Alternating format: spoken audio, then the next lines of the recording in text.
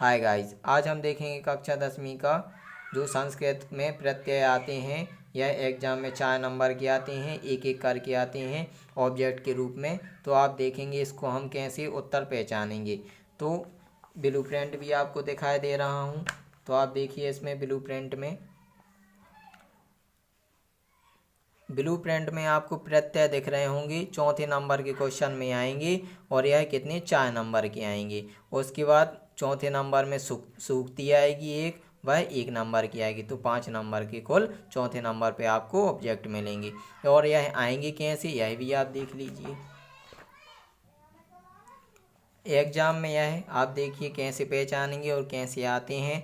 आपको उदाहरण भी बताऊंगा, पहले इनकी पहचान देखिए। चैनल का नाम है ट्रिक स्टडी मैथ पावर। आप इसको सब्सक्राइब जरूर करें, आपको लाभ मिलेगा, बहुत ही ज़्यादा मिलेगा। बहुत ही ज़्यादा आपको चीज़ें ट्रिक से सिखाई जाएंगी। पूरी वीडियो को देखें आप आराम से। इसमें देखिए आप ट्रिक बताई जा रही है। इसमें आप पहले नंबर पे देखिए, अंत में तव्यम लिखा हो तो तव्यत प्रत्यय होता है। यदि आपको कोई शब्द लिखा मिल जाए, उसमें यदि अंत में तव्यम लिखा मिल जाए, तो आपको पहचान जाना कि उसमें कौन सा प्रत्यय होगा, तव्यत प्रत्यय। जैसे आप देखिए यहाँ पर एक जो शब्द लिखा हुआ है, इसमें पठितव्यम, तो आप देखिए इसमें तव्यम लिखा हुआ है लास्ट में, तो आप इसमें पहचान जाइए कौन सा प्रत्यय है, तव्यत प्रत्यय। एग्जाम में केवल ऐसा ही आता है, उसमें कहेगा इसमें कौन सा प्रत्यय है ना। तो आप उसको कैसे पहचानेंगे, तो इसमें लिखा है अंत में यदि तव्यम लिखा हो तो तव्यत प्रत्यय होता है।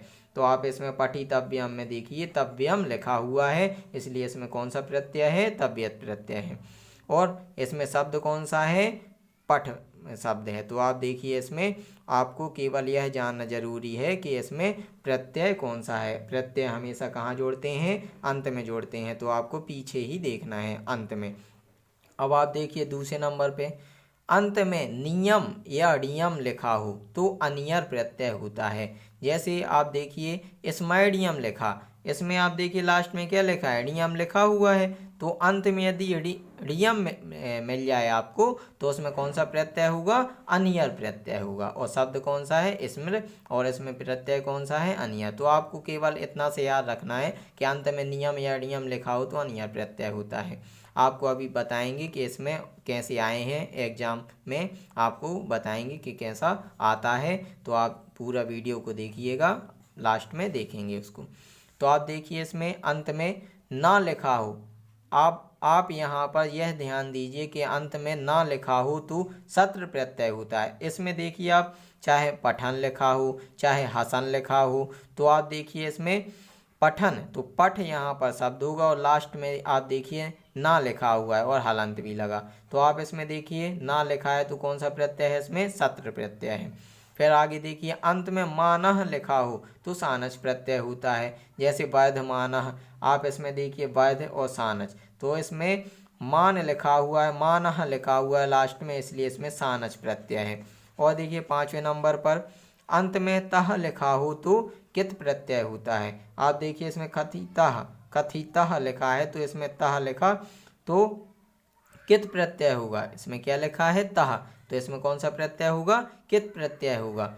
अब आप देखिए अंत में तह, फिर आप देखिए अंत में तवान लिखा हो तो कितवतु प्रत्यय होता है। तो इसमें तवान लिखा हुआ है, त्यक्तवान, क्या लिखा हुआ है, तवान। तो आप लास्ट में देखिए इसमें तवान लिखा हुआ है तो कौन सा प्रत्यय होगा, कितवतु। तो इसमें त्यज प्लस कितवतु प्रत्यय हो गया। और कृतवान, इसमें भी तवान लिखा हुआ है लास्ट में, तो किरा शब्द है और कितवतु यहाँ पर प्रत्यय है। तो आप पीछे से देखकर पहचानते जाइए। तो आप इसमें लिखा हुआ है अंत में त्वा लिखा हो तो कित्वा प्रत्यय होता है। तो इसमें दत्वा लिखा है तो इसमें दा शब्द हो गया और कित्वा प्रत्यय हो गया। यदि त्वा लिखा हो तो कित्वा प्रत्यय होता है। और यदि आगे देखिए जी, या लिखा हो तो लिया प्रत्यय होता है। आप देखिए यहाँ पर आदाय में या लिखा हुआ है लास्ट में, तो कौन सा प्रत्यय है, लियप। और यह 2 शब्दों से, यहाँ पे 2 शब्द और हैं, आ और दा, और यह लियप प्रत्यय हो जाएगा। आप देखिए और आगे क्या है इसमें, फिर इसमें अभी 2-3 और रह गए हैं। इसमें देखिए आप यदि तुम लिखा हो, यहाँ पर तुम लिखा हो अंत में, तो तुमन प्रत्यय होता है। आप देखिए इसमें कर तुम लिखा हुआ है तो क्रिया शब्द हो गया और तुमन प्रत्यय हो गया। तो आपको पहचानने के लिए बिल्कुल सरल है, यदि अंत में तुम लिखा मिल जाए तो आपको तुमन प्रत्यय पहचान जाना है। यदि तुमन लिखा हुआ है तो आप समझ जाएंगे वहाँ पर कि तुमन प्रत्यय कब होता है, जब तुम लिखा हो लास्ट में। यदि उसमें पहचानने के लिए आ गया शब्द में, उसमें आ गया कि तुमन प्रत्यय पहचानिए कौन से शब्द में, तो आपको उसमें जहाँ पर किसी शब्द में लास्ट में तुम मिल जाए तो उसी में तुमन प्रत्यय होगा। फिर आप देखिए 10वें नंबर पर अंत में ति ही लिखा हो तो कितन प्रत्यय होता है। आप देखिए इसमें मति ही लिखा हुआ है, मति ही में आप देखिए ति ही लिखा हुआ है लास्ट में, तो इसमें कितन प्रत्यय। ऐसे ही कृति ही लिखा हुआ है, इसमें भी अंत में क्या लिखा, ति लिखा है, तो यहाँ पर भी कितन प्रत्यय। फिर अंत में बड़ा आ का डंडा लगा हो तो टा प्रत्यय होता है। आप देखिए इसमें अजा, यहाँ पर जा में बड़ा का डंडा लगा हुआ है तो आप देखिए अज शब्द हो गया और टा प्रत्यय। ऐसे ही बाला में बड़ा का डंडा लगा है तो बाल शब्द हो गया और टा प्रत्यय। बालिका में बड़ा आ का डंडा लगा है तो बालक और टा प्रत्यय। आप देखिए इसमें अंत में त्रा लिखा हो तो त्रल प्रत्यय होता है। आप देखिए इसमें सर्वत्र, तो सर्वत्र में आप देखिए त्रा लिखा हुआ है लास्ट में, तो सर्व शब्द हो गया, त्रल प्रत्यय हो गया। अभी आप देखेंगे इसमें कि क्वेश्चन कैसे आते हैं एग्जाम में, यह भी आपको दिखाऊंगा, इसलिए पहले आप इसको कह लीजिए। यदि गुणवान, शक्तिमान, भक्तिमान, हनुमान हो तो मुत प्रत्यय होता। आप इसको याद रखना कि यदि गुणवान हो और शक्तिमान शब्द आ जाए, भक्तिमान या हनुमान हो तो मुत प्रत्यय होता है, क्योंकि अभी हमने पढ़ा था वैधमान, वैधमान जो पढ़ा था उसमें सानच प्रत्यय था। पर जी आपको शब्द याद रखना है, यदि गुणवान आ जाए, शक्तिवान आ जाए, जो हमें शरीर के अंदर की कुछ गुण बताए हों, ये गुण, शक्ति, भक्ति, हनुमान, तो आप देखिए इसमें हनु, ये भी शरीर का कोई अंदर की चीज़ के बारे में बताया जा रहा है, हनु दाढ़ी से संबंधित, तो आप देखिए इसमें मुत प्रत्यय होगा। और वह वैधमान जो है, वैधमान उसमें सानच प्रत्यय, तो आप इसको याद रखना। इसको आप देखिए एग्जाम में कैसे आए हैं तो आप इसको समझ लीजिए। 2014 के पेपर में आया था, आप देखिए चौथे नंबर पर, 4 आते हैं हर साल, चौथे नंबर के क्वेश्चन में आएंगे ऑब्जेक्ट में। इसमें लिखा है कितवतु प्रत्ययस्सु धारणम अस्ति।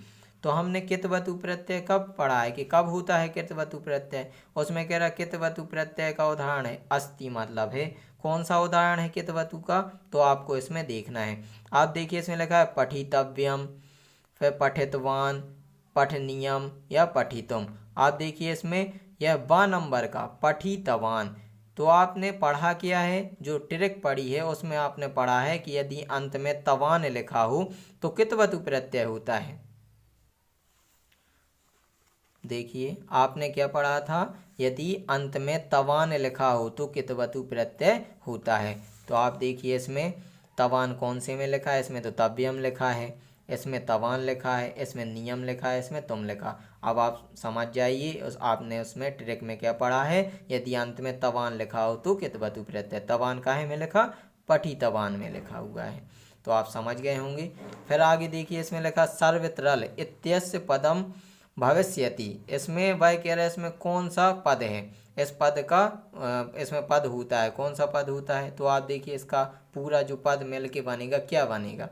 तो इसमें सर्वत्रल, तो सर्वत्र या फिर सर्वम या फिर सर्वत्रल या फिर सर्वल, कौन सा बनेगा, सर्वत्र बनेगा। आप देखिए कभी भी त्रल जो होता है प्रत्यय वह कभी भी जुड़ेगा तो ला हट जाएगा, यह त्रावस बचेगा। तो सर्वत्र में आप देखिए त्रावस जुड़ गया, ला हट गया है। यहाँ पर सर्वम नहीं हो सकता, सर्वत्रल नहीं हो सकता है क्योंकि ला हट जाता है, सर्वल नहीं हो सकता है।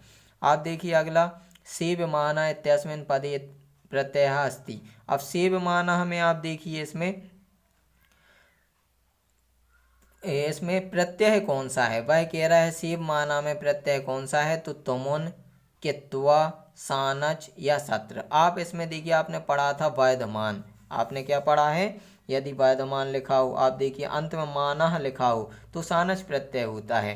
तो जैसे वैधमान में मानः लिखा था तो सानच, ऐसे इसमें आप देखिए सेव्यमानः लिखा है तो मानः लिखा है तो इसमें कौन सा प्रत्यय होगा, तुमुन या कित्वा या सानच या सत्र, तो हमने पढ़ा है सानच प्रत्यय होता है।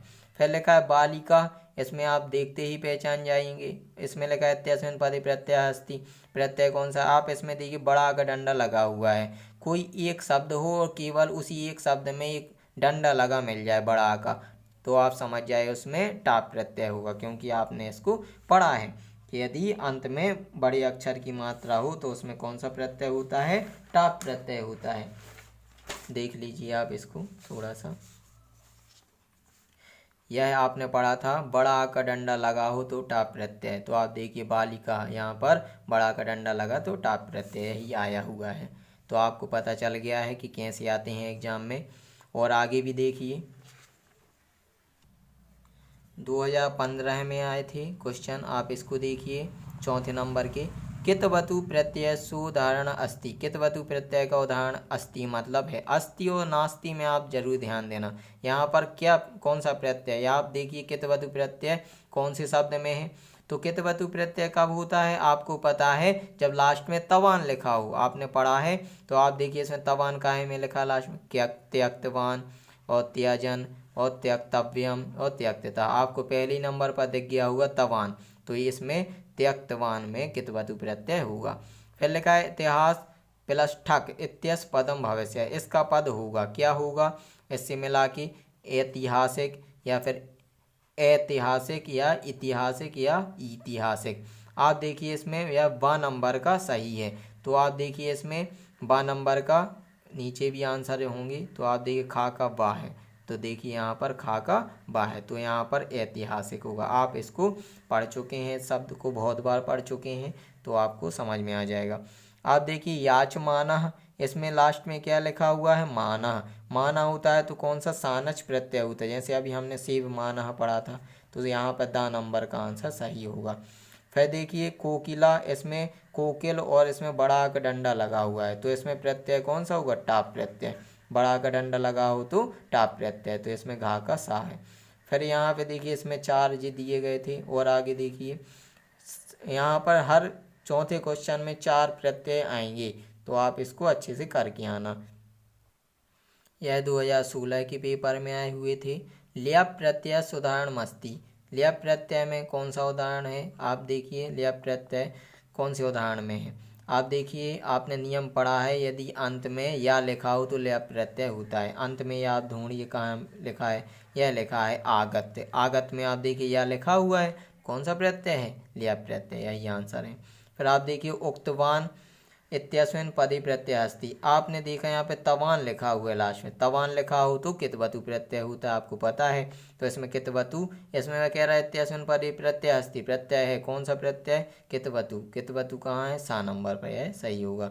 फिर लिखा है अज प्लस टाप, आपने देखा टाप कब होता है, जब बड़ा का डंडा लगता है, तो आप देखिए इसमें शब्द बनाना है, तो हम टाप को हटा देंगे और बड़ा का डंडा लगा देंगे, तो अज का अजा हो जाएगा, ब नंबर का सही हो जाएगा।